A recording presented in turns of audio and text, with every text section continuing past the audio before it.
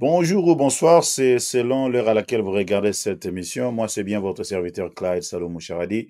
Et bienvenue sur cette nouvelle édition de The Clyde Charadi Show.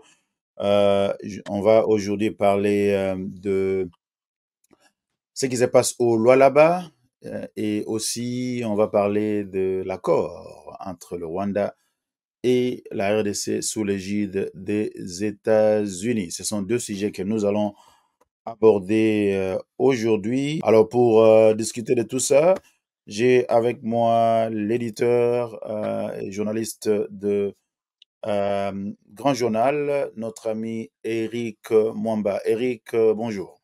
Bonjour Claude, merci de m'avoir dans les studios. C'est vrai qu'on voit, lorsqu'il y a conférence des gouverneurs, c'est pratiquement tout le gouvernement qui se déplace. Il y a même des gens qui applaudissent à Kinshasa parce qu'il y a moins d'embouteillages.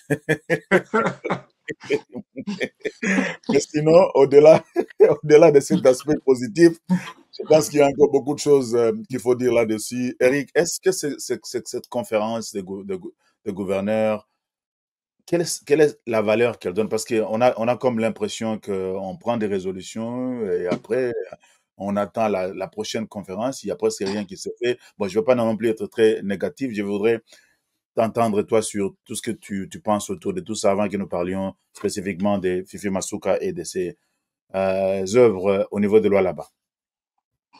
Bon, la conférence des gouverneurs est une institution. Je vais faire un peu de tautologie instituée par l'article 200 de la Constitution du 18 février 2006. Elle est organisée sur base d'un certain nombre de principes et parmi ces principes, on peut citer la libre administration, c'est-à-dire que dans le cas de la décentralisation, en principe, les provinces ne sont pas sous tutelle du gouvernement central. Elles ont des compétences qui sont partagées avec le gouvernement central. L'autre principe qui est réglé par cet article 200, c'est l'autonomisation des gestions. C'est-à-dire que les provinces doivent se gérer sur la base de ces principes d'autonomisation qui veut que les 40% des recettes à caractère national soient retenus à la source au niveau provincial, puisqu'il y a d'autres recettes, notamment au niveau des entités territoriales décentralisées, c'est-à-dire au niveau du village, secteur, groupement, etc., qui sont des recettes à caractère local ou provincial. Mais il y a des recettes à caractère national qui doivent être retenues, dont les 40% doivent être retenus par les provinces et 40 autres pourcents vont au gouvernement central, puisqu'il y a les 10% qui doivent aller dans ce qu'on appelle la caisse de péréquation. L'objectif de la caisse de péréquation, c'est de créer l'équilibre entre les provinces qui sont dites riches et les provinces pauvres. Mais Claude, il faut préciser qu'il s'agissait de la 12e session de la conférence des gouverneurs depuis que le président Fachi est au pouvoir. Et les gouverneurs, ils ont leur association, ils ont présenté un mémorandum. Donc le gouverneur n'était pas content.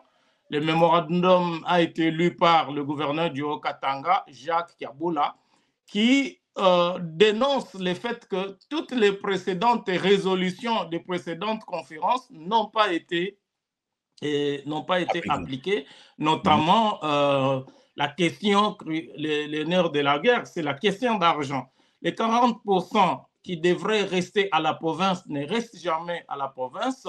Le gouvernement prend la totalité, donc le gouvernement central prend la totalité des recettes à caractère national réalisées au niveau des provinces et le gouvernement a instauré un système anticonstitutionnel qu'ils appellent la rétrocession, c'est-à-dire l'argent doit d'abord arriver à Kinshasa avant que les 40% ne soient rétrocédés à la province et les gouverneurs ont dénoncé le fait qu'il n'y a pas de régularité au niveau du retour de cet argent.